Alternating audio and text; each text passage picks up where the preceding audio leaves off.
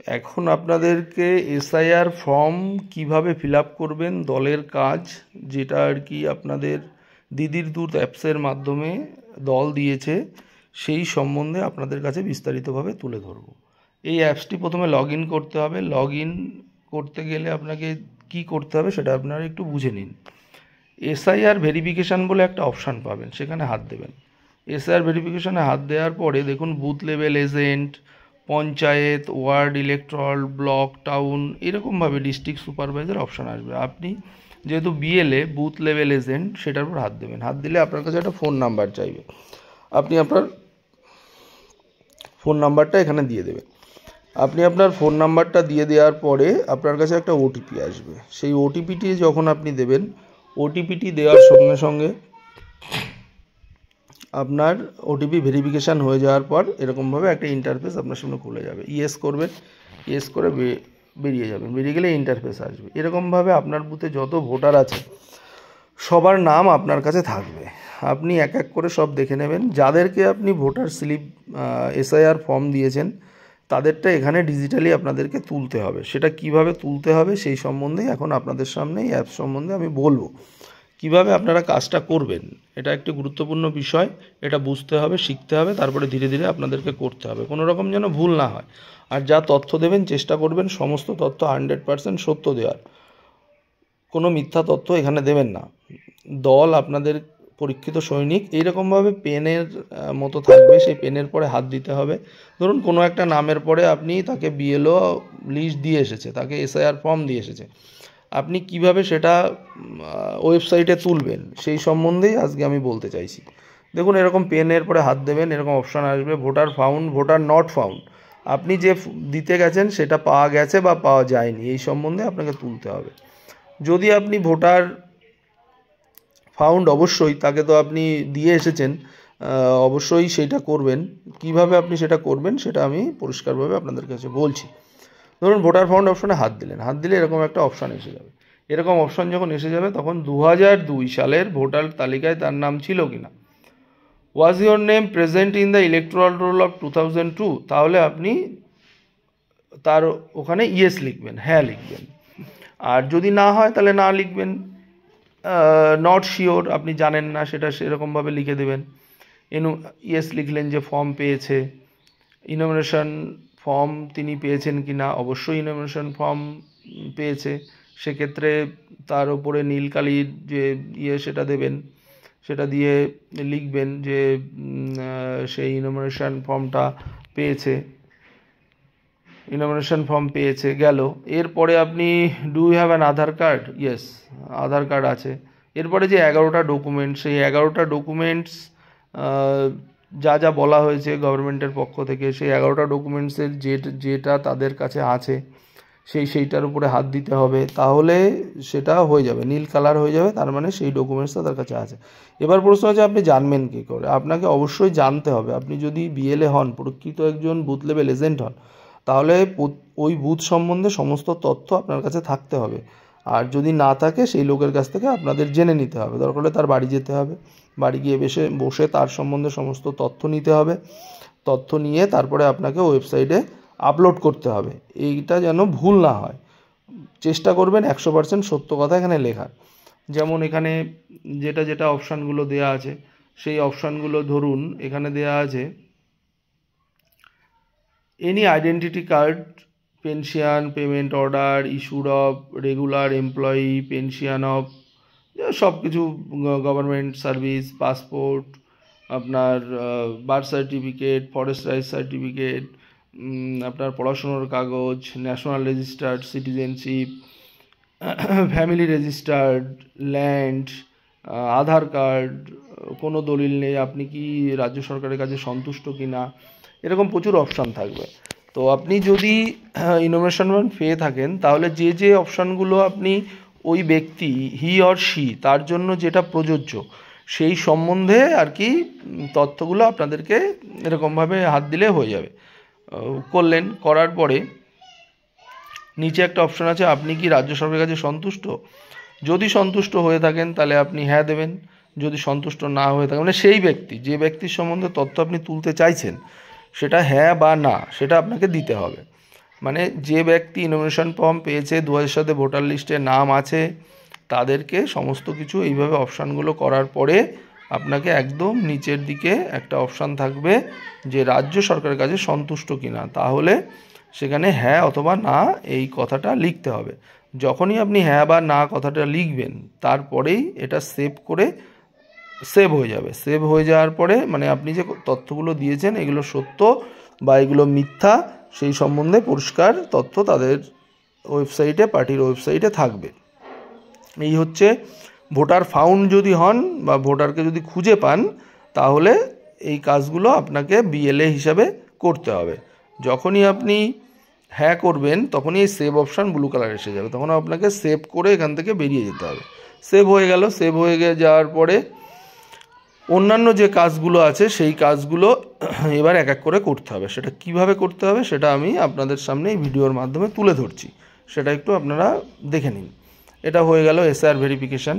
এরকমভাবে প্রচুর ভোটার আছে এখানে, সব ভোটারদের তথ্য পরপর আছে। তখন ওই পাশের দেখুন এই ভোটার ফাউন্ড আর ভোটার নট ফাউন্ড। যদি ভোটার নট ফাউন্ড করেন, ভোটারকে খুঁজে না পান, এরকম 4টে অপশান আসবে। সেটা কি আসবে? ভোটার মারা গেছেন, মানে খুঁজে কেন পাননি, ভোটার মারা গেছেন, ভোটার রিলোকেট হয়েছে, অন্য জায়গায় চলে গেছে, ভোটার শিফটেড হয়েছে ওয়েস্ট বেঙ্গলের কোথাও, পশ্চিমবঙ্গের ভেতরে কোথাও, আর দেখা যাচ্ছে যে আউটসাইডে চলে গেছে। আর নিচে রিমার্কস বলে একটা অপশান আছে, সেই রিমার্কস অপশানে আপনাকে এখানে লিখতে হবে যে কি কারণে যে ভোটার বাড়ির বাইরে চলে গেছে। সেইটা আপনি লিখবেন যে ইংরেজিতে লিখতে হবে বা বাংলাও লিখতে পারেন। সেক্ষেত্রে লিখতে হবে I found that he shifted. এটাও আপনি লিখতে পারেন, দেখে নিন যে আমি ওখানে লিখে দিচ্ছি। আই ফাউন্ড দ্যাট, দেখে found that he shifted outside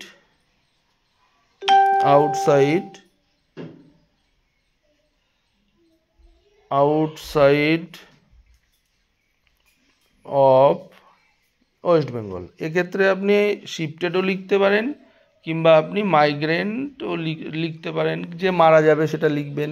যেটা আপনি তাকে কেন পেলেন না, খুঁজে কেন পেলেন না, সেই বিষয়টা আপনি একজন বিএলএ হিসেবে আপনাকে লিখে সেভ করে এখান থেকে বেরিয়ে যেতে হবে।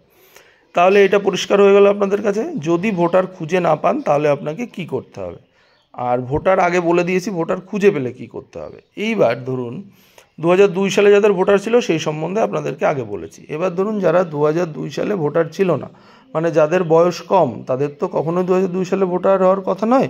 অবশ্যই তার মা থাকবে, বাবা থাকবে, কিংবা তার ঠাকুরদা রিলেটিভ কেউ না কেউ থাকবে। সেক্ষেত্রে আপনাকে কি করতে হবে সেটা আপনাকে দেখাচ্ছি। এই বিষয়টা আপনারা নট ফাউন্ড বিষয়টা হয়ে গেল। হয়ে যাওয়ার পরে এবার আপনারা চলে আসেন যে যার বয়স আর কি হয়নি, সেক্ষেত্রে আপনি কিভাবে এই তথ্যটা তুলবেন।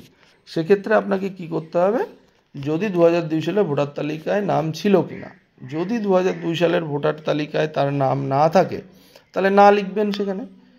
আর তার যদি বাবার থাকে তাহলে বাবার ওখানে হাত দেবেন, টিক দেবেন। যদি মায়ের নাম থাকে তাহলে মায়ের ওখানে নামে টিক দেবেন। দেখা গেল যে মা বাবা কারণ নেই, আত্মীয়ের আছে, সেক্ষেত্রে কি করতে হবে, সেক্ষেত্রে ওই আত্মীয়ের নামটা ওখানে লিখে দিতে হবে। আত্মীয়ের নাম যখন রাম বিশ্বাস আপনি লিখবেন, তার সঙ্গে রিলেশান কি আছে, তার সঙ্গে যা রিলেশান আছে সেই রিলেশানটা আপনাকে ওখানে লিখে দিতে হবে। যে গ্র্যান্ডফাদার, সে হচ্ছে রিলেশানটা হচ্ছে গ্র্যান্ডফাদার আছে, ঠিক আছে, সেটা তাকে লিখতে হবে।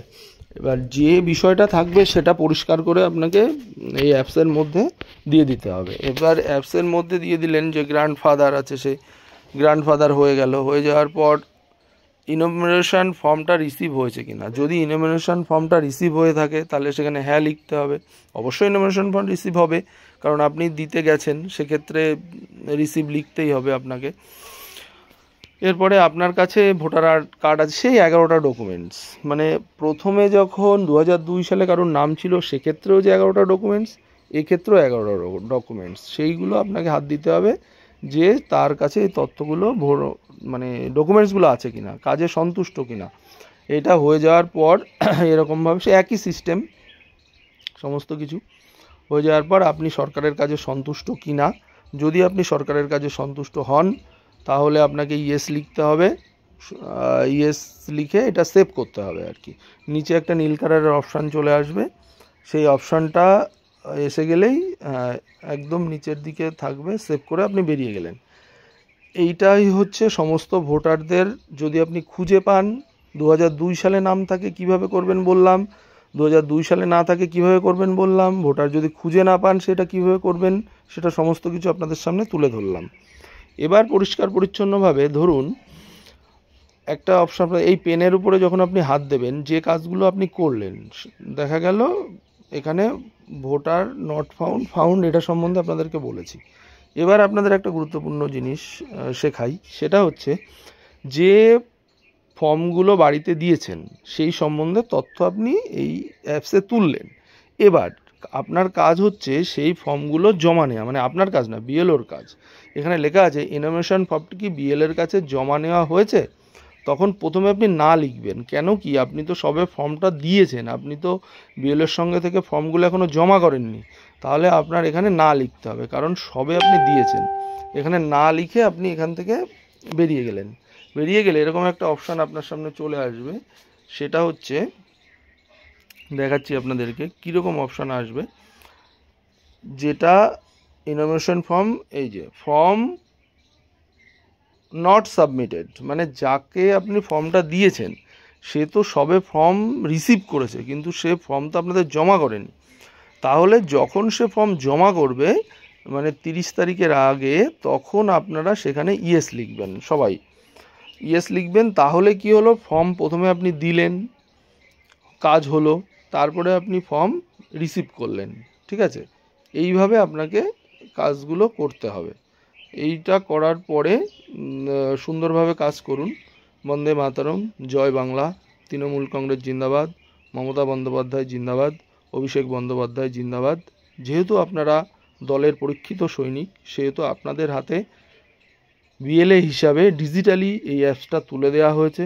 আপনারা চেষ্টা করুন এই ভিডিওটার মাধ্যমে সুন্দরভাবে 100% মানুষের তথ্য এতে তোলার জন্য, যাতে এসআইআরের কাজটায় একটি মানুষও ভোটার থেকে বাদ না পড়ে। সবাই যেন সুন্দরভাবে তাদের ভোট রক্ষা করতে পারে, এই গুরু দায়িত্ব আপনাদের উপরে রইল।